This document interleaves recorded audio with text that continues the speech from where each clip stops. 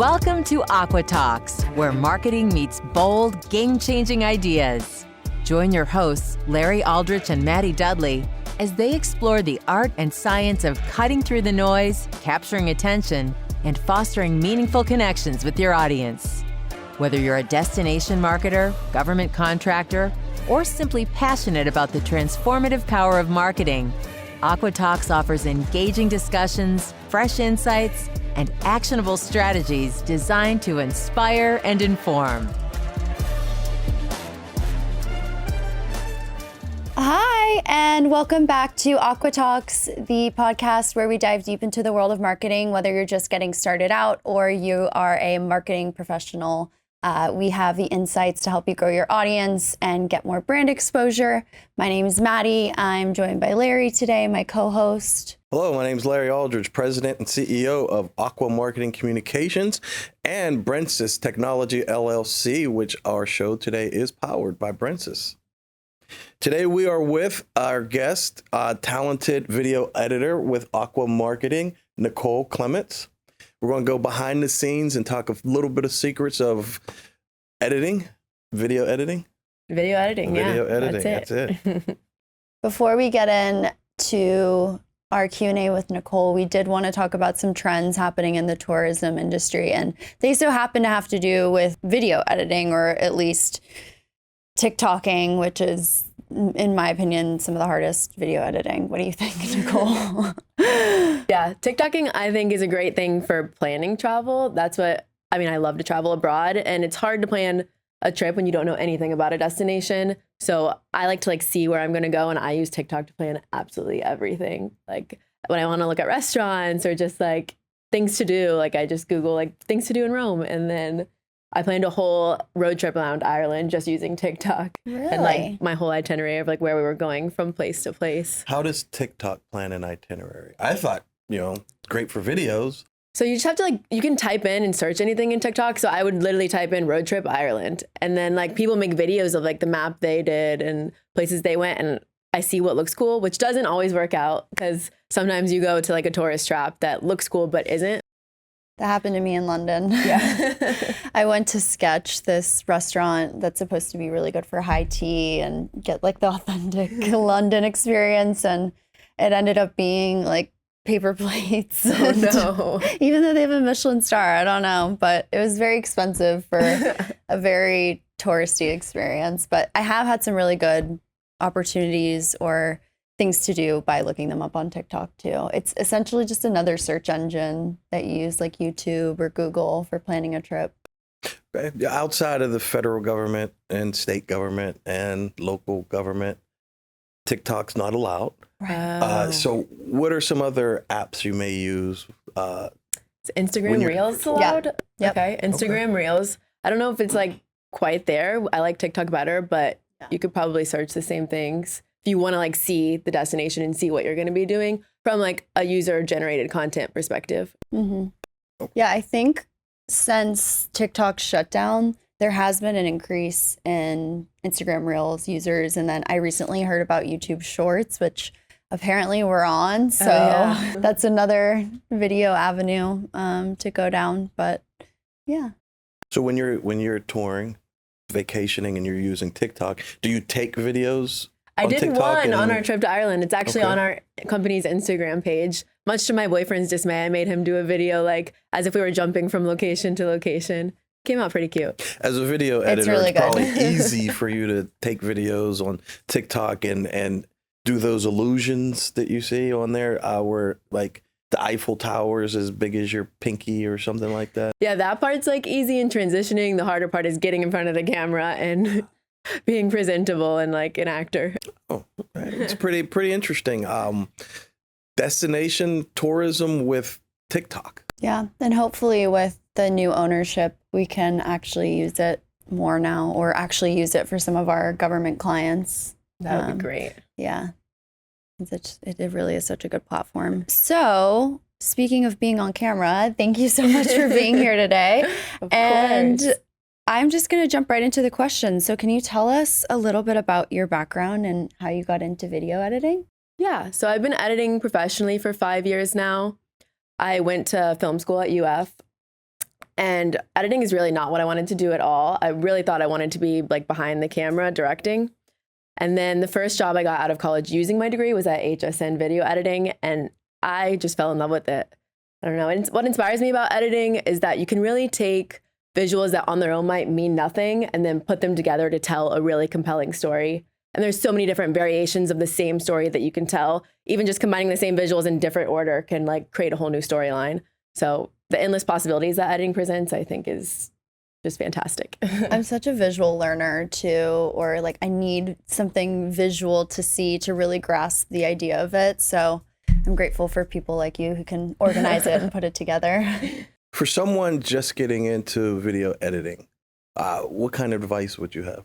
I would say to learn audio as much as you're learning video. That's something I wish I would have done more of, because I really thought there'd be an audio department, and I have hit some bumps along the road. But a lot of times when you're editing, especially like at an agency, like you are the audio department. So you need to know, you don't have to be the best like sound designer in the world, but you need to know how to do basic mixing. You need to know how to do some sound design, because I mean, you could have the most compelling visuals in the world, but unless it's a silent film without any audio or just like what you need to hear to move your story along, nobody's going to like care about your message. So video editing is such a powerful tool for storytelling. How do you approach crafting a narrative within a video? And what elements do you focus on to make sure it's engaging and also impactful, like including a call to action? Yeah, I always start with going through the raw footage, whether that means like we just got back from a shoot and I have a few days of raw footage to go through, or we're onboarding a new client and I'm just going through their old content of like footage that they have. I always like go through absolutely everything and pull out anything that I think is usable and kind of just hope that inspiration strikes along the way. It always does. But I mean, I don't work alone. We do have an incredible team here and a great copywriter. So usually I have a script that I'm working with to pull inspiration from. Sometimes it is more just a loose concept that I get more creative freedom to do something on my own, which is great. But as far as elements, I always start with the story, looking for the shots that are going to move the story along. And then equally as important, I would say, is shots that are visually appealing. In video production, at least at Aqua, most of our clients that we're making videos for are destination clients. So to market a destination, it has to be visually stunning. So I look for, shots that are pretty, that tell the story, and then add those finishing touches that do seal the deal for the call to action, like sound design, music, graphics, and whatever's going to really engage the viewer and deliver the message that our client wants to tell. What do you enjoy most about working with destination clients? The beautiful destinations. What's crazy is I've lived in Florida my whole life, and some of these destinations like Punta Gorda, I've never been to. So I learned so much about our own state that I live in. And I actually got to go on a shoot in Punta Gorda and got to go like to so many different parts of the destination. And I'm like, I want to like come vacation here. So it's cool to just learn about my home. I don't know. So these, where you just said you want to go vacation there, do you feel that resonates with the potential travelers, that they see that stunning view of Punta Gorda or Panama City or a Daytona Beach, and they're like, wow, just watching that, which a lot of that you created, it makes them want to go to that location. For sure. I think it even goes back to what we were saying about TikTok. When you like see something that is just like, that's really cool, I want to do it, it does make people want to be there and experience that same thing. Right. Yeah.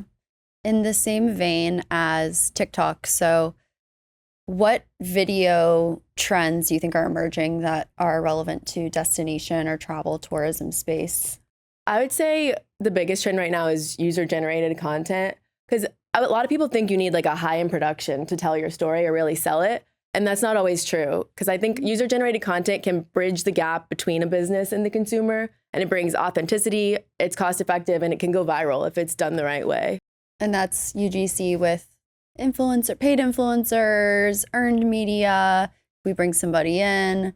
I just love getting all different types of content. And then most of the time, we're able to reshare it on our clients' pages. So that's an added plus too. Our social media team get a little bit more content. It's great. Do you get a sense of excitement? Do you enjoy when a client wins an award? As you know, at Aqua, we've won quite a few awards for our clients, and you look at that and say you were part of that. How does that make you feel? Of course. Yeah. I mean, the goal is always to be on an award-winning campaign. We want to do the best that we can for our clients and for ourselves, like as an agency. If you can name one, maybe two success stories or campaigns that you enjoyed the most, what would you think of? Since I've been here, the campaigns that I enjoy the most are the ones that I get to be a part of. I've gotten to go on set in Punta Gorda, and now last month I was in Pensacola for a shoot.